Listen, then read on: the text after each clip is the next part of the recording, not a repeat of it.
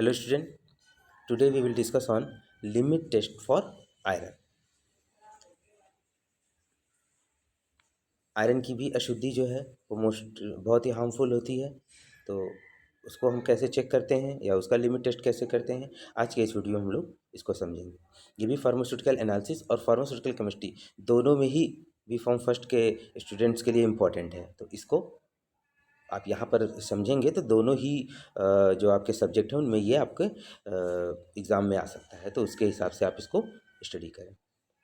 Principal की बात करें तो the test based upon the reaction of iron in an ammoniacal solution with thioglycolic acid in a solution buffered with ammonium citrate either which forms to deep reddish purple color complex of iron specified amount of substance from the test is compared by weaving vertically with a standard। इसमें क्या है कि जो ammoniacal solution होता है उसको थायोग्लाइकोलिक acid से react कराते हैं in the presence of ammonium citrate, जिसकी वजह से एक पर्पल कलर का कॉम्प्लेक्स जो होता है वो डेवलप होता है। जैसे लेड में हम लोगों ने वायलेट कलर रेड कलर देखा था, इसमें पर्पल कलर का कॉम्प्लेक्स डेवलप होगा जो कि फेरस थायोग्लाइकोलेट का कॉम्प्लेक्स कहलाता है। इसमें टेस्ट और स्टैंडर्ड दो तरीके के सोल्यूशन इसमें भी बनते हैं। आप देख सकते हैं थायोग्लाइकोलिक एसिड और आयरन का रिएक्शन हुआ है और फेरस थायोग्लाइकोलेट बना हुआ है। Iron present as an impurity in the sample react with thioglycolic acid to form ferrous thioglycolate, which is responsible for the appearance of purple color in the solution. This reaction will only occur if the given sample contains iron as an impurity even in trace amount. कहने का मतलब है कि अगर iron हमारे sample में मौजूद होगा तभी जो कलर जो हम लोगों ने देखा है इसमें रेडिश पर्पल वो आएगा, अदरवाइज वो कलर नहीं आएगा।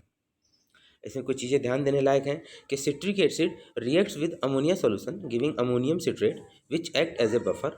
The citrate ion also prevent the precipitation of iron by ammonia by forming a complex with it. यानी इसको प्रेसिपिटेट होने से रोकता है ये जो सिट्रेट आयन है, ताकि ये सॉल्यूशन में कलर के रूप में दिखाई पड़ सके। थायोग्लाइकोलिक acid not only react with ferrous ion but it also reduces ferric ions to ferrous ion। जो थायोग्लाइकोलिक एसिड है वो केवल फेरस आयन से रिएक्ट ही नहीं करता है, साथ ही साथ जो फेरिक आयन होते हैं उसको फेरस आयन में कन्वर्ट होने से भी रोकता है।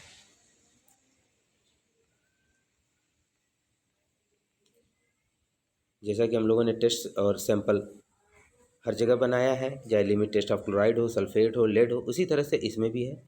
इसमें देखिए टेस्ट सैंपल और स्टैंडर्ड सैंपल, दो सैंपल हमको बनाना है। नेचुरल सिलेंडर यूज़ करना है इसमें।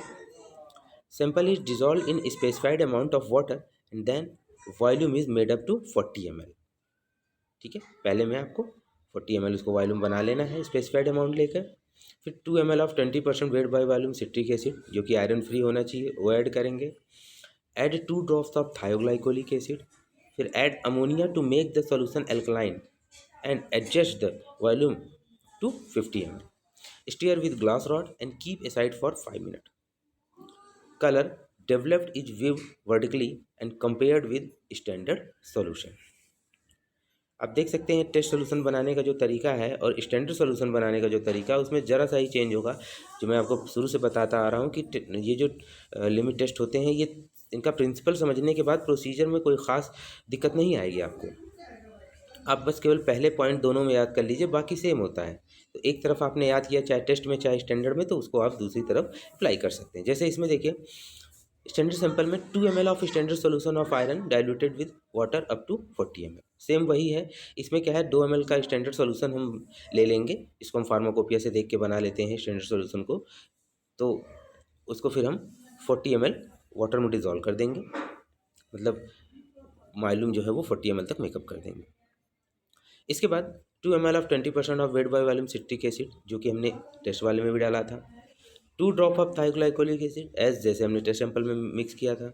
Add ammonia to make the solution alkaline and adjust the volume to 50 ml just like test sample में हमने किया था। Stir with glass rod and keep aside for 5 minute. Colour developed is viewed vertically and compared with standard solution.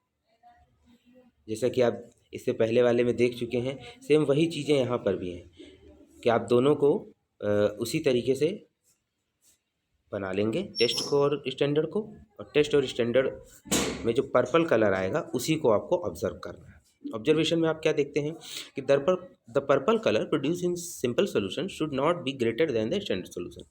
If purple colour produces in simple solution is less than the standard solution, the sample will pass the limit test of iron। जैसा हम लोगों ने limit test of chloride में देखा था, sulphate में देखा था, लेड में देखा था, सेम वही तरीका यहाँ पर भी है कि अगर स्टैंडर्ड से जो आपका टेस्ट है उसका कलर ज़्यादा हो गया तो इसका मतलब सैंपल में आयरन तय लिमिट से ज़्यादा है और वो सैंपल को फेल कर देगा, यानी इसको आगे हमें मैन्युफैक्चरिंग में नहीं यूज़ करना है। लेकिन अगर जो कलर आया है उसकी इंटेंसिटी स्टैंडर्ड सॉल्यूशन से कम है, इसका मतलब सैंपल में जो आयरन मौजूद है वो परमिसिबल रेंज में है और उसको हम सैंपल को आगे मैन्युफैक्चरिंग या जो भी प्रोसेस हमको करनी है उसमें हम यूज़ कर सकते हैं। अब इसमें कुछ चीज़ें जो हम ऐड करते हैं उनका क्या रीज़न है इसको देख लेते हैं। सिट्रिक एसिड जो है, citric acid helps precipitation of iron by ammonia by forming a complex with it.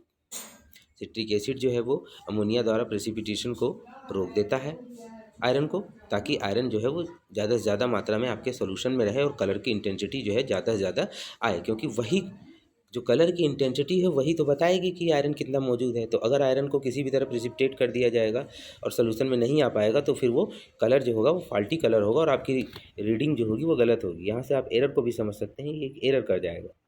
थाइग्लाइकोलिक acid helps to oxidise iron to iron, यानी फेरस से फेरिक में ऑक्सीडाइज करा देता है, यानी जितना भी आयरन उसमें मौजूद है उस सबको एक्सट्रैक्ट करा लेगा। Ammonia to make solution alkaline, alkaline medium provide कराता है ज़्यादा से ज़्यादा मात्रा में आयरन की जो उसमें ट्रेस अमाउंट है या अशुद्धियाँ हैं आयरन जो मौजूद है वो ज़्यादा से ज़्यादा सॉल्यूशन में आ जाए। तो इस तरीके से हम ये चीज़ों को ध्यान में रखते हुए लिमिट टेस्ट ऑफ आयरन को परफॉर्म कर सकते हैं। इसका भी प्रिंसिपल और प्रोसीजर बहुत ही इंपॉर्टेंट है, इसको आप स्टडी करें। Thank you.